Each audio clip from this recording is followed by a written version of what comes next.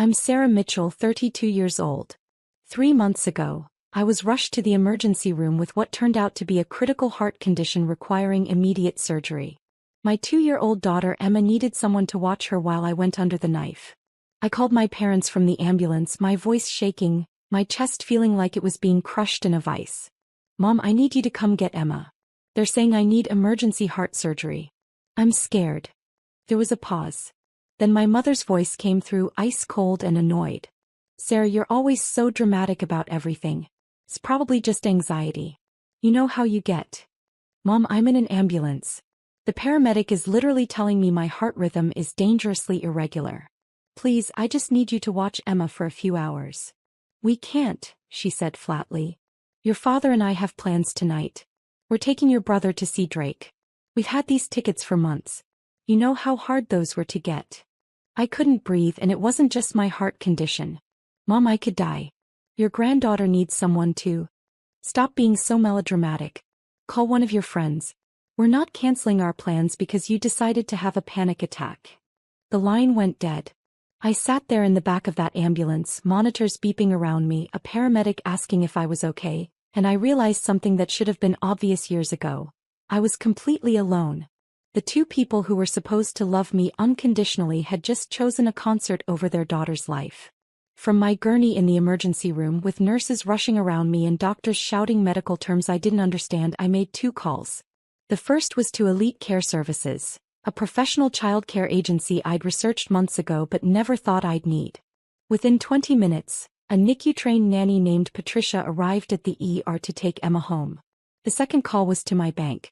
I transferred $3,800 from my account into a separate savings account. That was the amount I'd been depositing into my parents' account every single month for the last 8 years. They thought it was coming from my brother's investment income. They had no idea it was me. Before I tell you what happened when my parents found out, I need you to understand how I got here.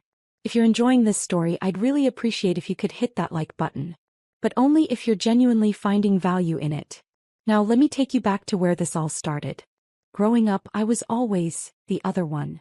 My brother Marcus was 3 years older, and from the moment he could walk he was destined for greatness, at least according to my parents. He was the football star, the homecoming king, the kid who could do no wrong. I was the quiet one who liked books and spent too much time drawing in notebooks. When Marcus got a B in chemistry, Dad hired him a private tutor and told him he believed in him. When I brought home straight A's, Mom glanced at my report card and said, "Well, that's what we expect." The pattern continued into adulthood. Marcus dropped out of college after 2 years to pursue entrepreneurship, which really meant jumping from one failed business idea to another. My parents funded every venture. They bought him a condo when he was 23. They co-signed for a BMW he couldn't afford. When his ventures inevitably collapsed, they covered his debts without question. Meanwhile, I put myself through nursing school working 3 jobs. I graduated with honors, landed a position at County General Hospital, and bought a small house in a modest neighborhood. My parents came to my graduation but left early because Marcus had a big investor meeting that turned out to be drinks with friends. When I got pregnant with Emma at 29, after my husband died in a construction accident, my parents' response was typically underwhelming. "Well, that's going to make things harder for you," Mom said. No offer to help. No excitement about their first grandchild. Just disappointment that I'd complicated my life. What they didn't know, what they'd never known, was that I'd been supporting them financially for nearly a decade. It started when I was 24. I'd just gotten my first real nursing job with a decent salary. My parents called me one night, which was unusual. They only called when they needed something. "Sarah, we need to talk to you about something serious," Dad said. "We're behind on rent. 3 months behind. We might get evicted." I was shocked. "How did this happen? You both work." "Your mother's hours got cut. My back has been acting up, so I've been missing shifts. We just need a little help to get caught up." "How much do you need?" "About $4,000 to get current and cover next month." I had $6,000 in my savings account. Money I'd been carefully setting aside. But they were my parents. They needed help. "I can help you," I said. "Thank you, sweetheart. We'll pay you back as soon as we're on our feet." They never paid me back. But a month later they called again. Then the next month. And the next. Became a pattern. They needed $800 here, $1,200 there. Always temporary. Always until they got back on their feet. After 6 months of irregular payments, I did something they never knew about. I called their landlord directly and set up an automatic payment system. Every month, $3,800 went straight from my account to their rent and utilities. They thought Marcus was covering it through some investment account he'd set up for them. He was more than happy to take credit for it. "Your brother is so successful," Mom would say. "He takes such good care of us." I never corrected her. I told myself it was enough that they were taken care of. I didn't need recognition. I was just being a good daughter. But over 8 years that added up. $3,800 a month for 96 months. That's $364,800. Over $250,000 that I'd quietly funneled to my parents while they praised Marcus for his generosity and treated me like an afterthought. When Emma was born, I called to tell them. "That's nice, dear," Mom said. "Listen, I can't talk long. We're heading to Marcus's place for dinner. He's grilling steaks." They didn't visit the hospital. They didn't bring gifts. They didn't offer to help. When Emma was 3 months old and I was drowning in exhaustion and grief over my husband, they came by once. Mom held Emma for maybe 5 minutes before handing her back. "She's fussy," she said, as if that was my fault. They left after 20 minutes because they had theater tickets with Marcus. For 2 years this was my reality. Working full-time as an ER nurse, raising Emma alone, paying my parents' rent while they lavished attention on Marcus and ignored their granddaughter. I told myself it was fine. I didn't need them. Emma and I were doing great on our own. And then my heart started giving out. It started 3 weeks before the emergency. I was at work in the middle of a shift when I felt my heart skip. Not the flutter you get when you're nervous. A genuine physical sensation of my heart stopping for a beat, then racing to catch up. I ignored it. Nurses are terrible patients. We always think we know better than to worry about symptoms. But it kept happening. 2, 3, 4 times a shift. Then it started happening at home. I'd be playing with Emma, reading her a bedtime story, and suddenly my heart would stutter.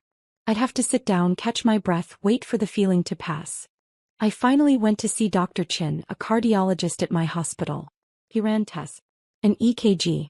Stress test. An echocardiogram. His face grew more serious with each result. "Sarah, you have a condition called ventricular tachycardia. Your heart's electrical system is misfiring. Without treatment, this could lead to sudden cardiac arrest." The room seemed to tilt. "What kind of treatment?" "We need to do a catheter ablation. We'll go in through your femoral artery, find the area that's misfiring and ablate it. Essentially, create a small scar that stops the abnormal electrical pathway."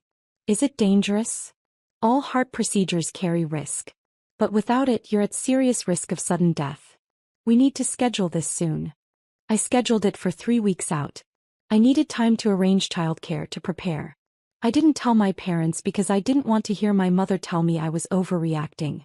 I planned to ask my friend Jennifer from work to watch Emma during the procedure. But then 2 days before my scheduled surgery, everything accelerated. I was giving Emma dinner. Mac and cheese, her favorite, when my heart didn't just skip. It seized. I felt a crushing pain in my chest, radiating down my left arm. The room spun. I couldn't breathe. Emma looked at me with her big brown eyes. "Mama, okay?" I managed to dial 911 before I collapsed.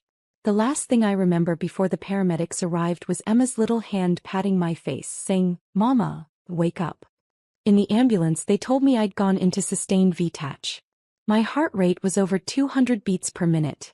They'd had to cardiovert me, shock my heart back into rhythm. I needed emergency surgery. Tonight. That's when I called my parents. And that's when they told me they had Drake tickets. Patricia, the nanny from Elite Care, was a godsend. She was in her 50s with 20 years of NICU experience and the calm competence of someone who'd seen everything. She arrived at the ER in under 30 minutes, assessed the situation immediately, and scooped Emma into her arms. "Mama has to go help some doctors," she told Emma in a soothing voice. "You and I are going to go have a fun sleepover at your house. We'll read stories and have snacks, and when you wake up, Mama will call you. Does that sound good?" Emma, who usually had stranger danger, nodded and reached for Patricia's hand. Something about this woman radiated safety. "Thank you," I whispered, tears streaming down my face. Honey, you focus on getting better. Your little girl will be fine. I've got her. They wheeled me into surgery at 9:47 p.m. The last thing I thought before the anesthesia took me under was, my parents are at a concert right now. They're singing along to Drake while their daughter is having open heart surgery. The procedure took 4 hours. Dr. Chen later told me it was more complicated than expected. They'd found multiple abnormal pathways and had to do extensive ablation. There was a moment around hour 3 when my heart stopped entirely and they had to restart it. I could have died. When I woke up in the cardiac ICU, the first thing I did was ask about Emma. The nurse, Diane, I knew her from smiled and showed me her phone. Patricia had sent updates every hour. Pictures of Emma sleeping peacefully, thumbs up emojis, reassuring messages. You've got a good team taking care of your little girl, Diane said. Yeah, I said softly. I do. My parents weren't there. I hadn't expected them to be. But still, some small part of me had hoped that maybe, just maybe, they'd realize the seriousness of the situation and show up. They didn't. I stayed in the ICU for 2 days, then moved to a regular cardiac floor for 3 more. Patricia stayed with Emma the entire time, refusing to leave until I was home and stable. I tried to pay her double her rate. She refused. Some things matter more than money, she said. That little girl needed someone who could be fully present. I'm glad I could be that person. During those 5 days in the hospital, my phone remained silent. No calls from my parents. No texts asking how the dramatic panic attack had turned out. Nothing. But on day 3 something interesting happened. My father called. Not to check on me, to complain. Sarah, there's something wrong with the rent payment. The landlord called and said it didn't go through this month. Can you check with Marcus? He handles all that, but I can't reach him. I was still hooked up to a heart monitor, still recovering from surgery that had saved my life, and my father was calling to complain about rent. I don't know anything about that, Dad, I said, my voice flat. You'll have to work it out yourself. Well, can you at least call Marcus for us? You know how he is about answering his phone. No, Dad. I can't. I'm in the hospital. Oh, still? I thought that was just a one-day thing. What are you in the hospital for? The question hit me like a physical blow. He didn't even know. He'd forgotten, or more likely had never registered, that I'd told Mom I needed emergency heart surgery. I had open heart surgery, Dad. To fix the heart condition that almost killed me. The one I told Mom about before you went to your concert. There was a long pause. Oh, right. Well, you sound fine now. So about the rent. I hung up on him. For the first time in my life, I hung up on my father. And in that moment I made a decision. I was done. I went home on day 6. Patricia helped me get settled, made sure Emma and I had everything we needed, and only left when I literally pushed her out the door with a check for a week's worth of care. You call me if you need anything, she said. And I mean anything. I gave you my personal cell number for a reason. Emma was overjoyed to have me home, but she was also remarkably well-adjusted considering the circumstances. Patricia had been that good.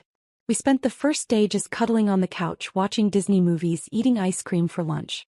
My parents still hadn't called. On day 7 I was sitting at my kitchen table with my laptop, reviewing my finances. My cardiologist had recommended I take at least 6 weeks off work to recover fully. Between short-term disability and my savings I'd be okay, but only if I stopped the monthly $3,800 drain. I pulled up the automatic payment to my parents' landlord. My finger hovered over the cancel button for a long moment. 8 years of payments. Nearly $365,000. All done quietly without recognition, out of some misguided sense of filial duty. And when I'd needed them most, they'd chosen Drake. I clicked cancel. Then I drafted an email to my parents. Mom and Dad. As of today, I'm discontinuing the monthly rent and utility payments I've been making on your behalf for the past 8 years. The automatic transfer of $3,800 per month is now canceled. You may be confused by this message as you believed Marcus was covering these expenses. He wasn't. It was always me. For 96 consecutive months, I've paid your rent while working full-time, putting myself through nursing school and later raising my daughter alone after my husband died. During my recent emergency heart surgery that was necessary to save my life, I called you for help with Emma. You refused because you had concert tickets. You didn't call to check on me afterward. You didn't ask if the surgery went well. You didn't ask about your granddaughter. The only call I received was Dad asking me to chase down Marcus about a rent payment that didn't go through. That payment didn't go through because I was in the ICU, recovering from a procedure where my heart stopped and had to be restarted. I've paid $364,800 to support you over the years. I did it quietly because I loved you and wanted to help. But I'm done being invisible while Marcus gets all the credit and all the attention. Going forward, you're on your own. I wish you the best. I read it 3 times. Then I hit send. For the first time in 8 years I felt light. They got the email at 4:37 p.m. on a Tuesday. I know because that's when the calls started. The first call came from my mother at 4:41 p.m. I let it go to voicemail. Sarah, what is this email? What are you talking about? Call me immediately. Second call, 4:43 p.m. Voicemail again. Sarah, this is ridiculous. If you have something to say, you say it to my face, not in some passive-aggressive email. Call me back. Third call, 4:47 p.m. Sarah Mitchell, you pick up this phone right now. We need to talk about this. This accusation you're making. By 6 p.m. I had 17 missed calls. I turned my phone on Do Not Disturb and focused on making Emma dinner. The next morning I woke up to 43 missed calls and 29 text messages. I scrolled through them while drinking my coffee, Emma playing with her blocks on the living room floor. The messages followed a predictable pattern. First, denial. You're obviously confused about something. Marcus handles our finances, not you. Then anger. How dare you make up lies about supporting us? We've never taken a dime from you. Then bargaining. Even if you did help out occasionally, family helps family. That's what you're supposed to do. Then guilt tripping. After everything we've done for you, this is how you repay us? By abandoning us. And finally, panic. Sarah, please. The landlord is demanding the rent. We can't afford this on our own. Please just give us time to figure this out. I didn't respond to any of them. On day 3 post-email, my brother finally called. Marcus had been copied on the email but apparently needed 2 days to process it. This time I answered. Sarah, what the hell is going on? Mom is freaking out. Hi Marcus. How was the Drake concert? What? The concert was fine. Listen, Mom says you're claiming you've been paying their rent for 8 years. That's insane. I set up that investment account for them. No, you didn't. You told them you did. But the actual payments came from my checking account. I have 8 years of bank statements to prove it. There was a long silence. Why would you do that? Because they needed help and I'm their daughter. The better question is, why did you let them believe it was you? Because, it made them happy. They were proud of me. And that was worth more to you than the truth? Sarah, you don't understand. I've had a lot of failed ventures. A lot of disappointments. They needed to believe I was successful at something. It wasn't hurting anyone. It was hurting me, Marcus. It hurt every time they praised you for your generosity while ignoring everything I did. It hurt when I needed help with Emma and they were too busy celebrating your latest scheme. And it really hurt when I was having emergency heart surgery and they couldn't be bothered because they had concert tickets with you. I didn't know about the surgery. Because none of you ever asked how I was. When's the last time you called me just to talk? When's the last time any of you asked about Emma?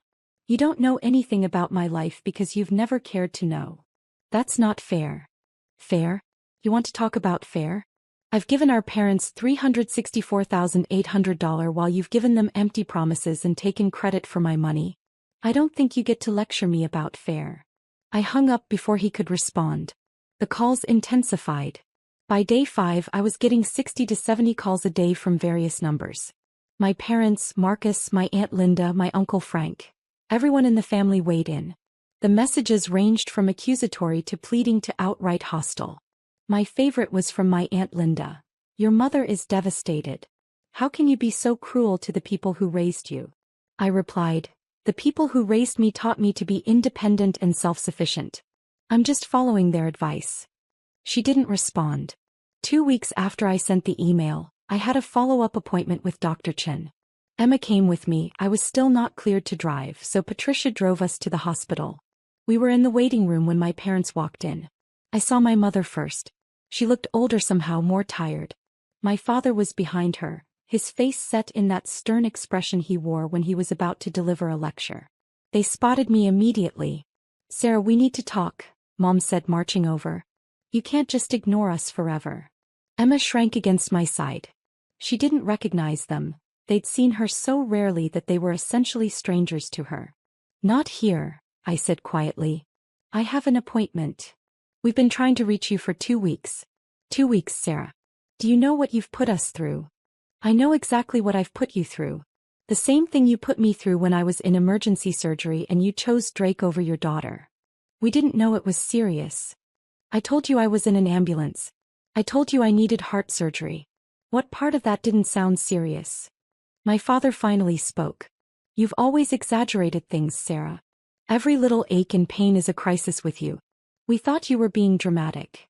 I almost died, I said, my voice shaking. My heart stopped during surgery. They had to restart it. I could have left Emma orphaned. And you didn't even call to check on me afterward. We were going to, Mom said weakly. We got busy. Too busy for 2 weeks. You found time to call me 70 times yesterday about rent money, but you couldn't find time to ask if your daughter survived surgery. A nurse appeared in the doorway. Sarah Mitchell? Dr. Chin is ready for you. I stood, taking Emma's hand. I have to go. We're not finished talking about this, Dad said. Yes, we are. We're finished talking about everything. I started to walk away, but Mom grabbed my arm. Sarah, please. We're going to lose our apartment. We can't afford it without your help. Just give us a few more months to figure things out. You had 8 years to figure things out. I'm done subsidizing your life while you treat me like I don't exist. But where will we go? What will we do? I don't know, Mom. Maybe Marcus can help. He's the successful one, right? The one who takes such good care of you. I pulled my arm free and followed the nurse down the hallway. Behind me, I could hear my mother's voice rising, calling my name. I didn't look back. Dr. Chen's examination room was quiet and calm. He checked my incisions, reviewed my test results, and smiled.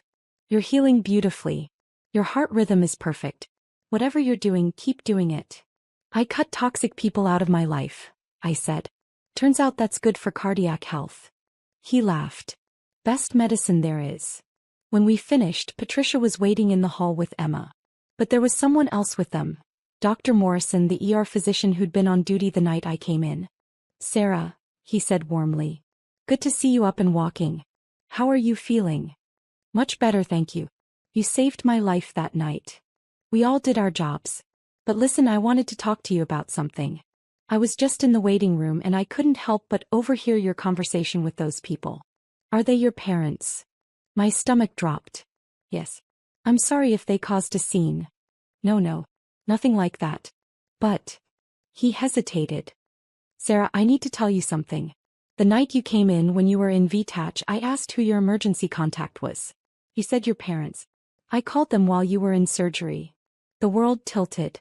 You what? I called the number you gave me. Your mother answered.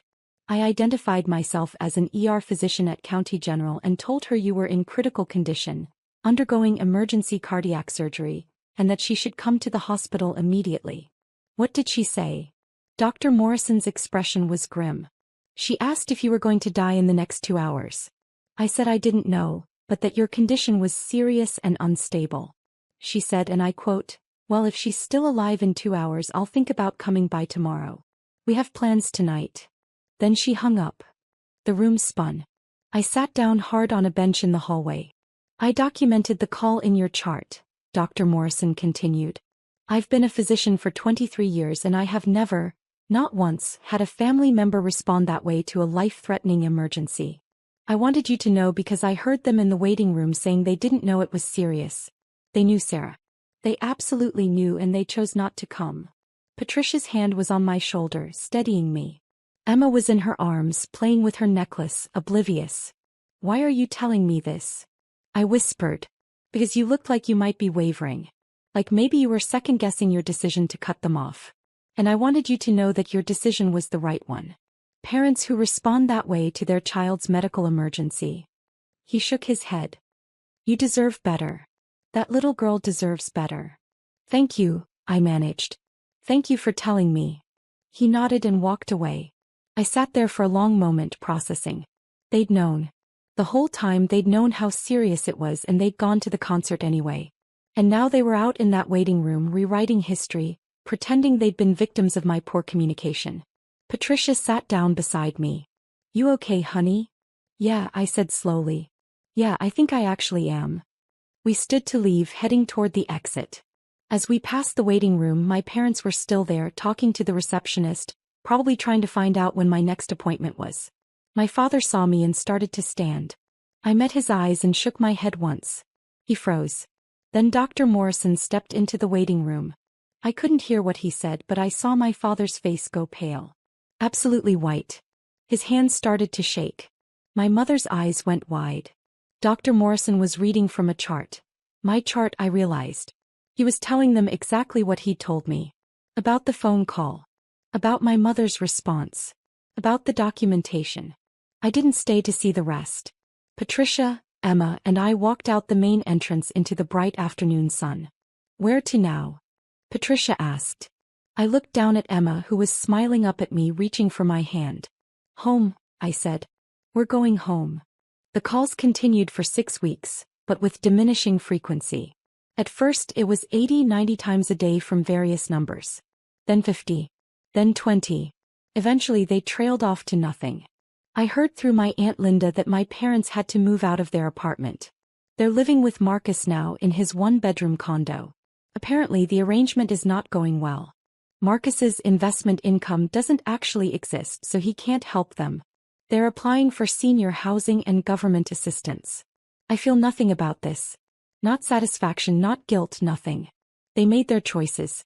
I'm back at work now, part-time, while I finish recovering. The hospital was incredibly supportive, and my colleagues have become my real family. They threw Emma a third birthday party last month. 40 people showed up, all of them bringing gifts and love for a little girl they barely knew because they care about me. Patricia still babysits Emma twice a week. She's become like a grandmother to her. The grandmother Emma should have had but didn't. She reads to her, bakes cookies with her, and tells her stories about when she was a nurse. Emma adores her. Last week I got a letter from my mother. Not an email, an actual handwritten letter. I almost threw it away without reading it, but curiosity got the better of me. "Dear Sarah, I've spent 3 months thinking about what to say to you. Your father says we should forget about you and move on. Marcus says you'll come around eventually. But I know better. I know what we did. I know we chose wrong. That night when the doctor called, I told myself you'd be fine. You're always fine. You're strong and capable, and you don't really need us. That's what I told myself. But the truth is I was angry. Angry that you were interrupting our plans. Angry that you always seemed to need something. Angry that you weren't Marcus. Easy, charming, successful Marcus who never asked for anything. I didn't realize until much later that you never asked for anything because we taught you that asking was pointless. The doctor told us what I said on the phone. He told us that your heart stopped during surgery. He told us you could have died and we weren't there. Your father hasn't been the same since. He doesn't say it, but I know he thinks about it. What if you had died? What if Emma had grown up without a mother because we wanted to see a concert? I can't undo it. I can't go back and make different choices. All I can do is tell you that I'm sorry and that I know sorry isn't enough. I don't expect you to forgive me. I don't expect you to let us back into your life. I just wanted you to know that I see it now. I see what we did to you and I'm ashamed. Love, Mom. I read it twice. Then I folded it carefully and put it in a drawer. Maybe someday I'll feel something when I read it. Maybe someday the apology will matter. But today it doesn't. Today I have a life to live and a daughter to raise. And I'm doing both without the people who taught me I wasn't worth showing up for. Emma runs into the kitchen, her little feet pattering on the tile. Mama, can we go to the park? Absolutely, I say, scooping her into my arms. Let's go. As we walk to the park, Emma's hand in mine, I think about what I've learned. I learned that family isn't just blood. It's the people who show up when you need them. It's Patricia who dropped everything to care for a stranger's child. It's Dr. Morrison who made sure I knew the truth. It's my coworkers who've become my support system. I learned that being a good person doesn't mean being a doormat. I spent 8 years trying to earn my parents' love through financial support, and all I got was taken for granted. And I learned that some relationships aren't worth saving. Not every family member deserves a place in your life, and walking away from toxicity isn't cruel. It's self-preservation. My phone buzzes. It's a text from Patricia. Dinner at my place Sunday? I'm making pot roast. Emma can help me bake cookies. I text back, we'll be there. This is my family now. The one I chose. The one that chose me back. And my heart, my literal physical heart and my emotional one, has never been healthier. 6 months after the surgery, I ran into my brother at a grocery store. He was alone, looking tired and older than his 35 years. Sarah, he said, surprised. Hey. Marcus. An awkward silence hung between us. How's Emma? He finally asked. She's great. Growing like a weed. Good. That's good. Another pause. Look, I know you don't want to hear from any of us, but I wanted to say I'm sorry. For taking credit for helping Mom and Dad. For not standing up for you. For all of it. I studied his face, looking for signs of manipulation or insincerity. I didn't find any. Okay, I said simply. Is there any chance we could, I don't know, get coffee sometime? Try to rebuild something. I thought about it. Really thought about it. Then I shook my head. I don't think so, Marcus. I've spent too many years trying to have relationships with people who didn't value me. I'm done with that. I'm building a life with people who actually show up. He nodded slowly. I get it. I do. For what it's worth, living with Mom and Dad has been eye-opening. I see now how they treated you. How I treated you. Good, I said. I hope that helps you be better for the next person. Sarah. I have to go. Emma's waiting in the car with a friend. I walked past him without looking back. Some people deserve second chances. Some don't. And I'm finally okay with knowing the difference. As I drove home that day, Emma singing along to the radio in her car seat, I realized something profound. I wasn't angry anymore. I wasn't hurt. I was just free. Free from the obligation to people who never obligated themselves to me. Free from the hope that things would change. Free from the weight of constantly trying to prove I was worth loving. I already know I'm worth loving. Emma knows it. Patricia knows it.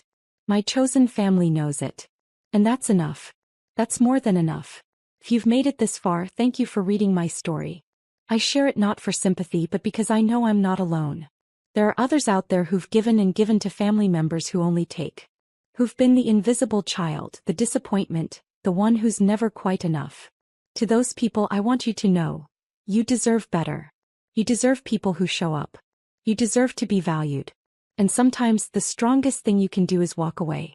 Drop a comment and let me know where you're watching from and if you've ever had to make a similar decision. You're not alone.